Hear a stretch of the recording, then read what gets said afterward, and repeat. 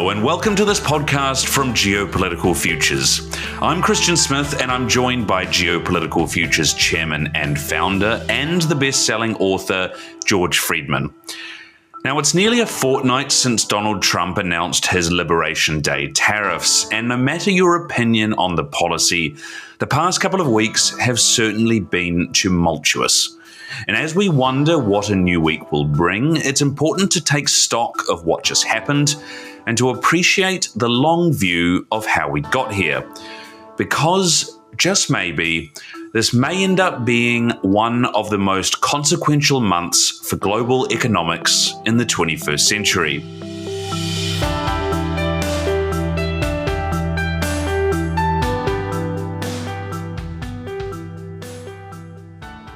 George, hello, welcome, good to have you back. Today we're trying to understand the world's new trade war and how it fits within wider geopolitics. What do you make of what you've seen over the past couple of weeks? Well, it's an output of the geopolitical reality. The president is trying to cast the United States free from over-involvement in the world. He took a radical step in wrecking what I'll call the Bretton Woods system that emerged after World War II, in which free trade was never free really, but was a dominant force, in which the United States took a position that was beneficial to other countries for political reasons, and now no longer sees that as necessary. And so he attacked it, as Donald Trump would attack it, radically shifting the system. I think he expected to negotiate. He said this is a negotiating position. When you're selling your house, you don't come in with the lowest price. You come in with an absurd one. But I don't think he calculated that it would be this consequential to the global system, especially to the American economy. The American economy, the financial system, suddenly staggered. And I don't think he was prepared for that. So apart from intending to negotiate, he backed off quite a bit and then is resuming the operation. That's interesting. Let's take a step back there. You mentioned the Bretton Woods system. Let's just take a step back and assess how we got here. Because I know that you think it's really important to understand sort of the process over the past 80 years or so since the end of the Second World War to understand the context of what's going on now. Just talk us through how we got here. Well, after World War II, Europe was in catastrophic condition. The Soviet Union was a major power threatening Europe, but also the European empires collapsed, beginning with India. And the Third World, as we call it, emerged. And whereas the United States made great economic concessions to Europe to revive it, including military concessions, and the economics was not only the thing going on, we were also wound up in a generation of fighting the Soviets in the Third World, in Vietnam, in Afghanistan, in many places in the Third World. We struggled for who would inherit that empire, or who at least would not be dominating it. And we used economics as a weapon, finance as a weapon in this Cold War, strengthening our European alliance and seducing Third World powers into relations with the United States. That condition has changed, many would argue, I would too. And therefore, the Bretton Woods agreements and those trading agreements that were built around it are in some sense obsolete. They are not now being evolved, they're being wrecked.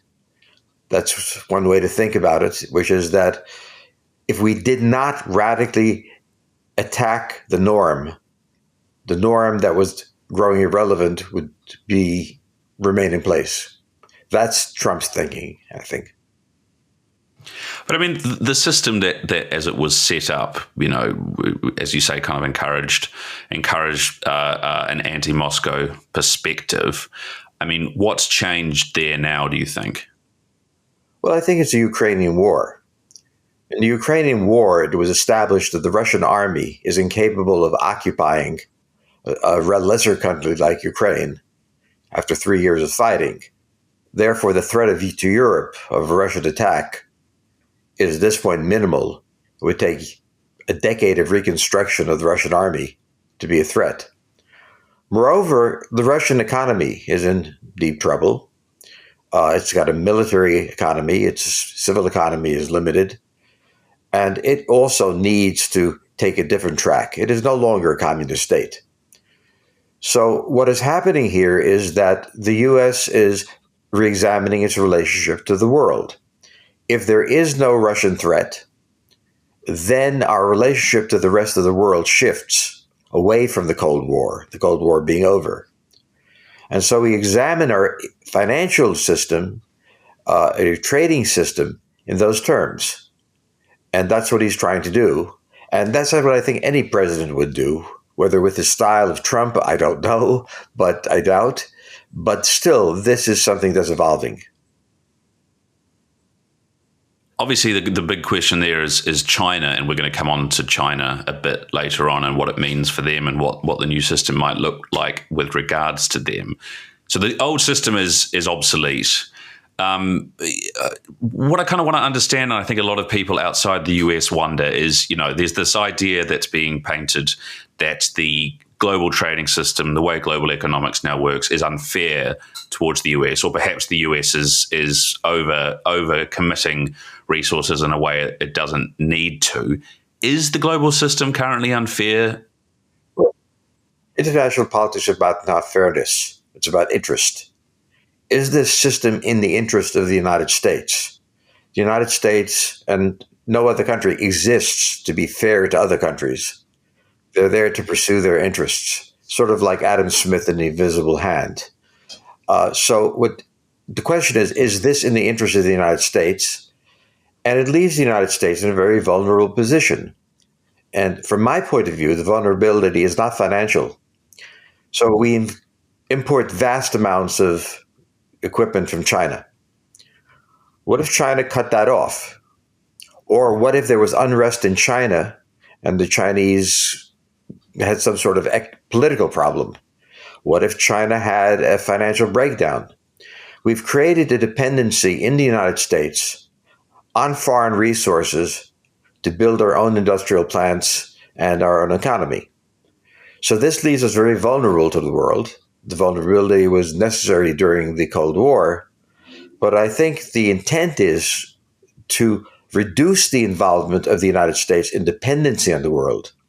So when the world says it depends on the United States for stability, the United States depends on the world for stability, in the sense that we can't guarantee what our political relationships, our military relationships will be with China.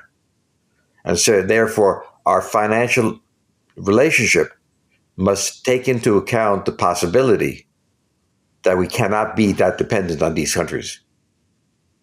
And look, obviously we saw a fair bit of that during the COVID pandemic, and there was a sort of global awakening in many ways, or at least for many people there was, that supply chains were very vulnerable. I mean, why do you think Trump and his administration is taking such a perhaps more radical way of dealing with this than the Biden administration did? Because obviously, then, to an extent, there was a certain amount of decoupling, or whatever you want to call it, going on already.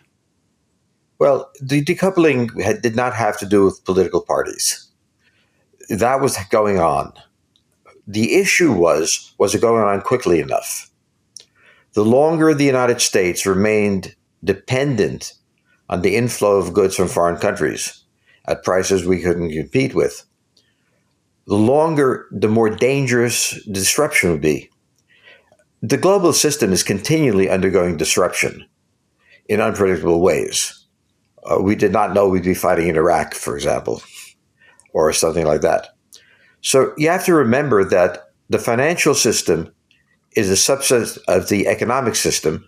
It's lifeblood, perhaps. And the economic system is a subset of the geopolitical system. So there's the military component, the political component, and the economic component. The way we shaped the world was to use economics as a tool for building alliances. And we were willing to give an advantage to other countries. At this point, we've grown to the point of dependency that should something happen, and they're all unpredictable, we could find ourselves in a very dangerous situation. So this is decoupling that was forced by the Cold War, but now no longer is in place. Now, does the decoupling have to be so wrenching? Well, a series of long-term negotiations with countries that benefit from this would not decouple us quickly. And I think Trump's idea, I think poorly engineered, was that a radical shift in the international system was necessary, and I'd do it in a week. So, on the one hand, I can understand fully the need to decouple the United States from the world.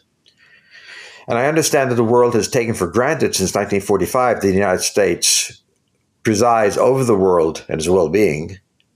And that is not really a comfortable position, has never been a comfortable position for the United States. It's just a necessary one. So distinguish between the strategic reality of the world and Trump's management of it. Biden was doing it much too slowly. Trump, much too quickly. Sort of the New York pace of things in many ways. I mean, you mentioned the engineering, and I think you've written before about the difference between engineering and imperatives in geopolitics. The idea that imperatives is what has to happen and where we might end up, and engineering is sort of how we get there. I mean, in lots of ways, are you saying that you think that we're on a path that we inevitably will be on, and it's just how we get there that's the question? The condition that existed in 1945 was totally unnatural to the United States. The United States is the only country free from invasion from anywhere. Only the oceans matter, and the oceans are trade. So the United States is an isolationist country, that's a bad word now, basically rested on the fact that we were invulnerable to military attacks.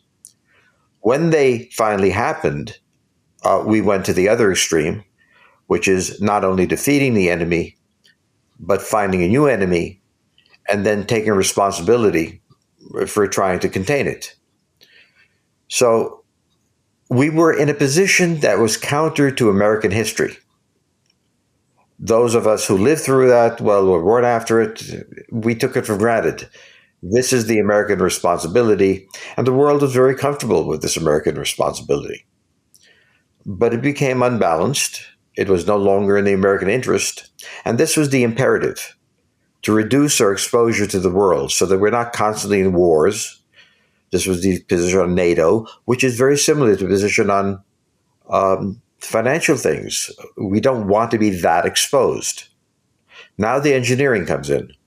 We have the imperative to reduce our exposure. How do we manage it? And there are two engineering ways. A way to ease off the system, but that leaves the danger of time, what will happen to disrupt this, or to an extreme, do what Trump did, wreck the system, and then rebuild it to the point we want. So he doesn't intend to abandon the world trading system. He no longer thinks the United States can withstand the risks of that system and the cost of that system, and wants to re-engineer that. But he began by informing the world that we were prepared to wreck it, and then quickly backing off from that position as the American economy panicked and shifted to a more realistic position, which is this has to be engineered. Now, Trump is not an engineer, but he is a negotiator. He's very comfortable sitting at the table and bargaining. And he knows that when he bargains, he doesn't come in with the lowest price or what he thinks is a reasonable price. He comes in with a much higher price. So when you're selling something, that's the way you do it. And in this case, you may well say he overdid it and did it too quickly, but certainly everybody's ready to come to the table now. And that was one of the issues. There seemed to be the other countries no reason to bargain on this. Everything was fine. There was no reason to negotiate. And it was very difficult to get into negotiations. We did with some countries. British were willing to talk and so on.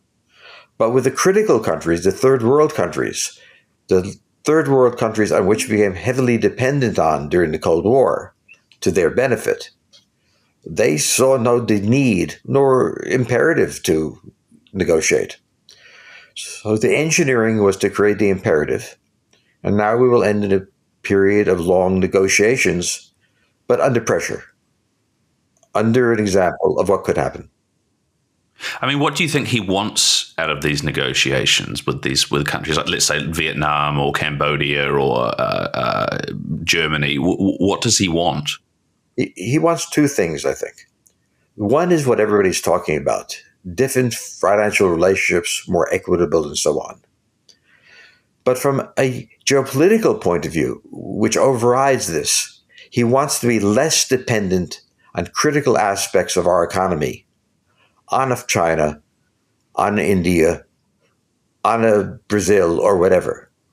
So the degree to which the American economy is exposed to a world which is inherently unstable, whereas the United States has the potential of stability, even if it's very operatic and hysterical internally at the moment, he wants to disengage to the extent that we have developed a dependency on the world, not financial dependency, but material dependency, the inflow of products that drive our economy.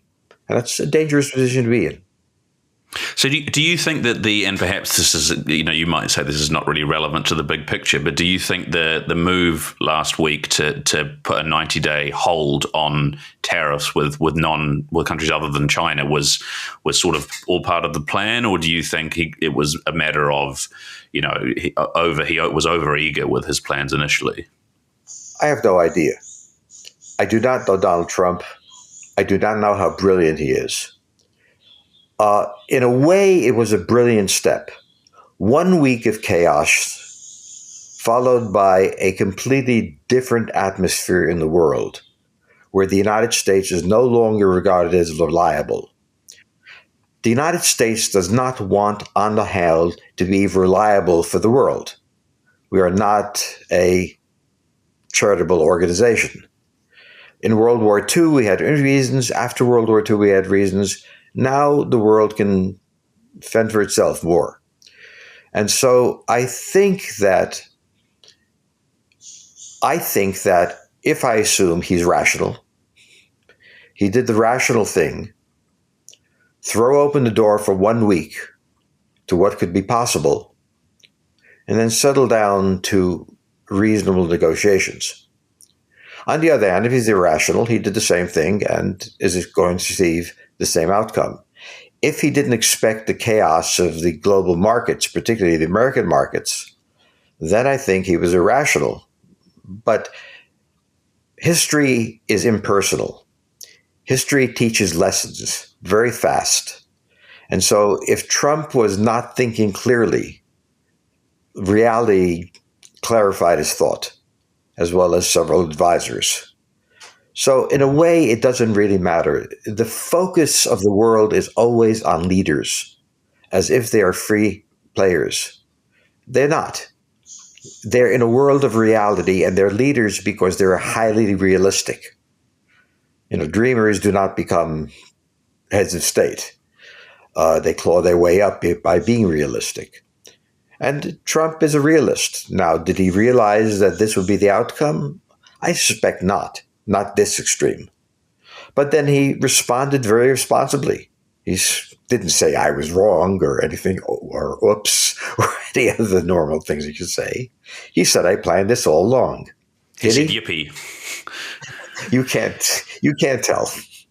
But again, stop focusing on leaders.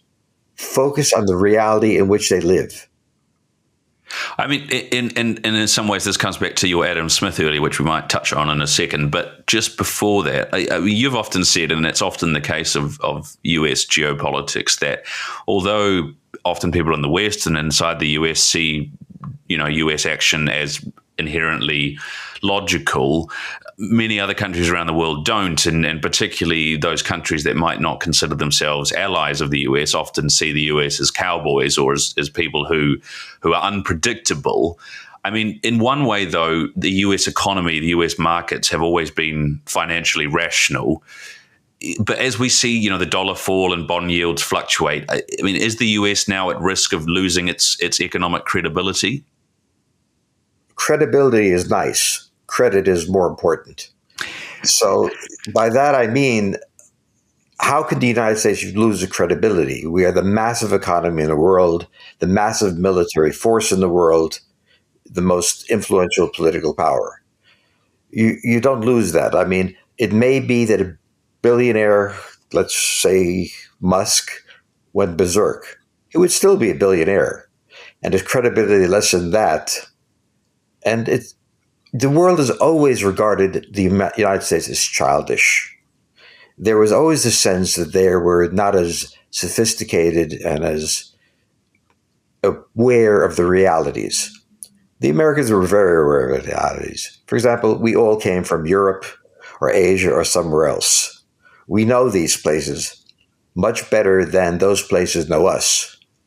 So regarding us as irrational or childish or somehow provincial, a provincial billionaire who's come to town to hick, is really misreading America. Remember, we're a nation of immigrants. I come from Hungary. I bear the memories of my parents of European life. I know Europe. I've been back to Europe. Americans travel. So we're quite sophisticated. And we did what we did in ordering the world, not for the benefit of the world, but for the benefit of the United States. We are not the Aluminosa, as they say, the charitable organization that the world would like us to see, and see us as irrational when we say, no, game's over. Next game. Let's talk about Adam Smith for a moment, because in many ways this all sort of works in there. Adam Smith is, of course, famous for his theory of the invisible hand in the markets, but you sort of see an invisible hand in geopolitics here, and again, that we're moving towards this somewhat inevitable outcome. Well, Adam Smith argued that if individuals are allowed to follow their personal interest, it would lead to the wealth of nations, as he defined it in his book. That is, to the well-being of nations. And that if governments intervene into this process, they disrupt this, they give rules and so on and so forth. Now, in geopolitics, the same thing is true, except there are not individuals but nations. And nations have their interests. And in this world, if they pursue their interests, it can be assumed that something will emerge that will work. So, for example, after World War II, during World War II, the world met geopolitically. What emerged for that was the inevitable destruction of Germany, the inevitable destruction of Japan, the inevitable rise of power of the Soviet Union, the inevitable poverty of those places where the wars were fought, and the necessity for the United States to play a different hand. So it's just as individuals are forced by the invisible hand to do certain things and pursue things in certain ways, nations are forced to do this as well. And the invisible hand here is that if nations follow their interests, they can easily understand what is happening in other nations and their interests, and align with it or resist it or what have you, use the elements of power. One of the elements of power is finance. Another dimension is economics. They are not the same thing. The production of goods and the financing of goods are two different things. Then there's politics, then there's the military aspect. So the relationship between nations is complex, but so is the relationship between human beings. I mean, love, hate, and everything else holds his hands. So the invisible hand led us to this point where the continued policies we're following, both in military deployments, in assuming wars, and assuming our role in economics, was no longer in our interest. And so we changed it. Now, other countries will change theirs in their interest. But there is that lag period between the time when the norm, which is somehow sacred, although it changes every 50 or 100 years, with the norm must not be violated. Well, the norm itself is built on the reality of the international system. And when that reality shifts, as I think it did after the fall of the Soviet Union, and now vigorously after the failure in Ukraine, now we see that, well, Russia is not nearly as much danger as we thought. We can do business with the Russians.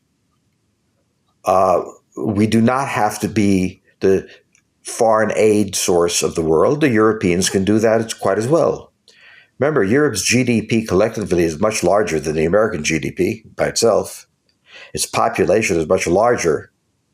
The question of defense is an important question.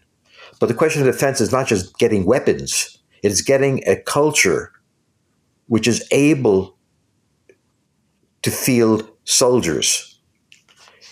For me, my daughter was an Army officer in Iraq. My son was in the Air Force. This is a very common thing with families of all classes that they'd be there. So there's a vast cultural change that has to take place in Europe to become able to defend itself.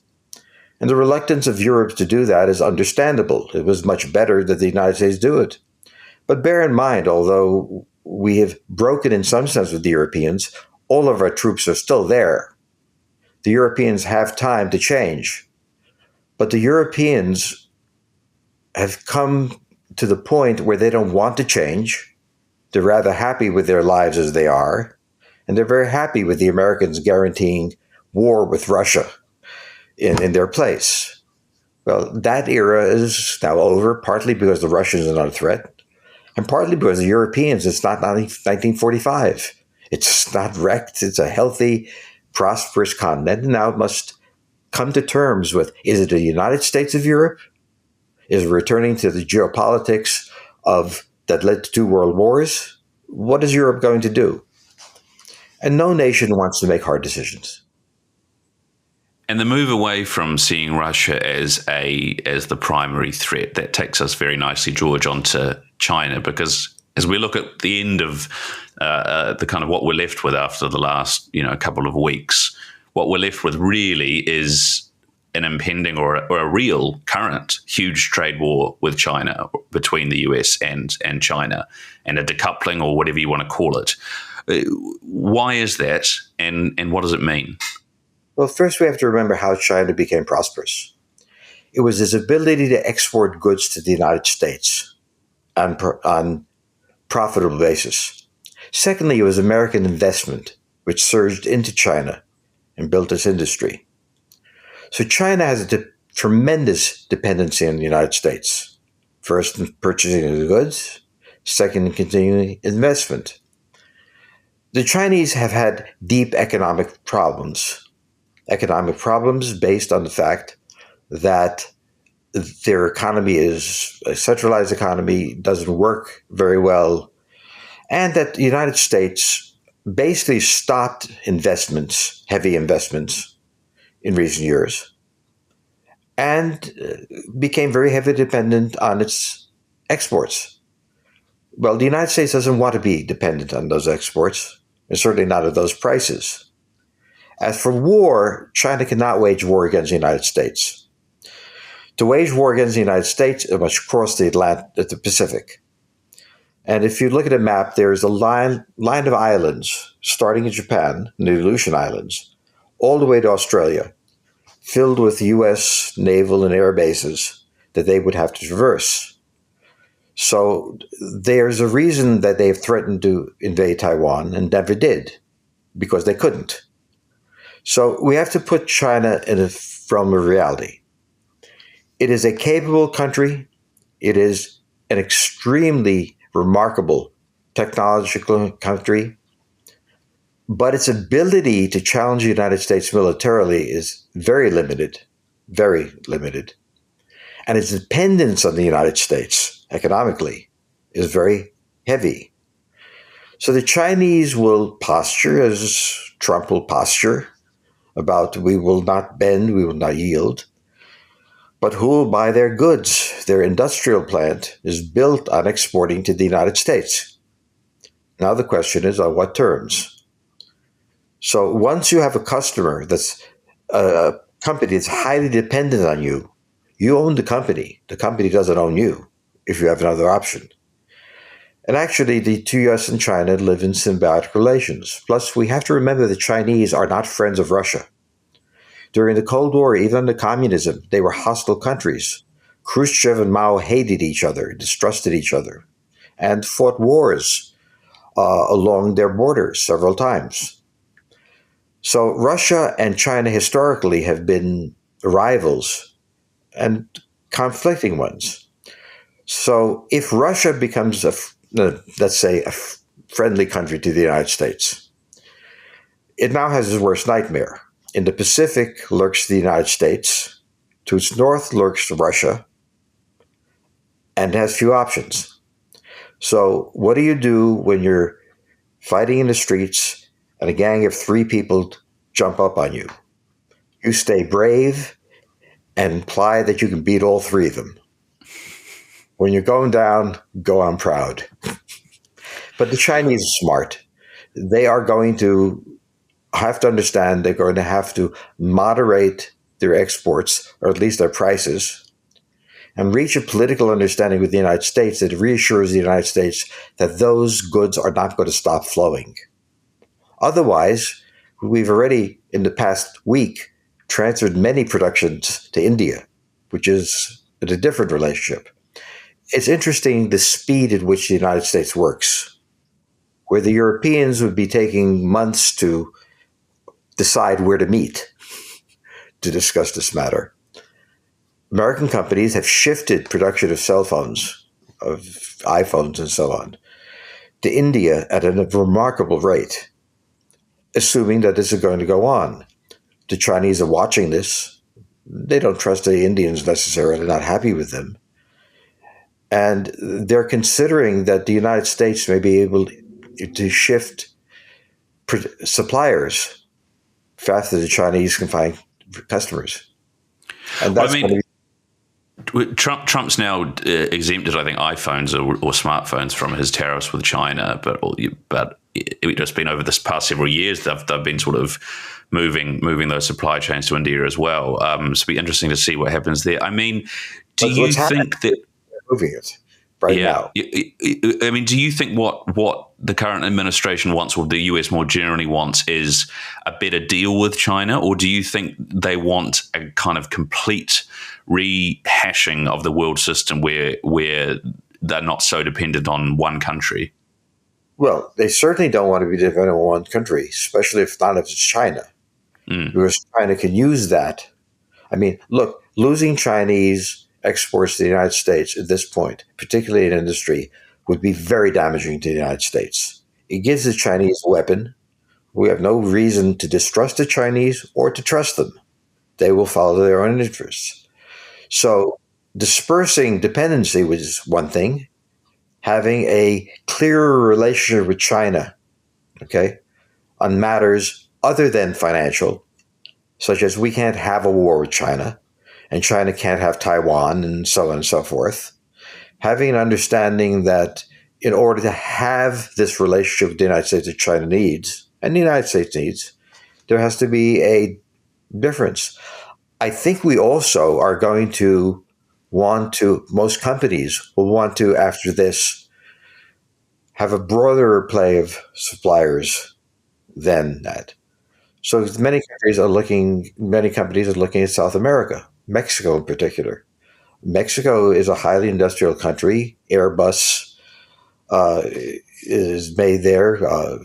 Many industrial firms are there, Japanese auto companies. And I think we're looking at Mexico in a different way.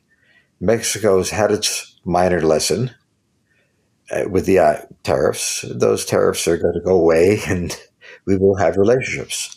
So there's a talk in Mexico now of a North American fortress. that talk is not in Canada. They're still very angry. But one of the things that Trump does is forces other nations to imagine the unimaginable. And I don't know how smart he is. I don't know how stupid he is. I don't know how psychotic he is. But I do know that at this point, the Cold War is over. And the world still thinks it's going on. And the United States will still behave cautiously to them because they want allies. The alliances the United States is going to have in the future is going to be military alliances as well, but also economic alliances where it's not one-sided. And that's the thing that's changing. George, one final question really, because I think we're running out of time. It seems like a very long time ago now that China had 34% tariffs. I can't remember if they put it on at the US or the US put it on, but the first tariffs against China feel like a very long time ago now, even though it was only 2 weeks. Do you think the current status quo with 125% tariffs is going to last? Or do you think that there'll be a negotiated agreement quite quickly? In a poker game, I call your raise and raise you $1,000. Well, I raise back. Who folds its cards first determines the outcome. No one expects it to remain at this state. No one wants it to remain at this state. But each has to demonstrate that they're not afraid, that they're tough, that they're going to stay at the table. In the end, the United States, in moving some major things to India, told the Chinese, we have alternatives and we move fast. We're Americans. And the Chinese are standing there, we're not going to be pushed around by you. We're not going to have to stand that. My guess is that we will renegotiate after a time the trade tariffs way down, but also that the United States is going to stop its heavy dependency on China. And this will weaken China. Its revenues come to a great extent from the United States. So I think we'll do two things. We will bring the tariffs down dramatically, but loosen our dependency on China, and as such weaken China. And so the game goes on. Exactly. Well, George, look, thanks very much for coming on the podcast again. Great to speak to you. And for the audience out there, make sure you go to geopoliticalfutures.com to read all of George's writing, many of which is put out there for free, and then everything else that the team at Geopolitical Futures is writing about the current moment. We will be back again soon with another podcast, I hope. But until then, thanks very much and goodbye.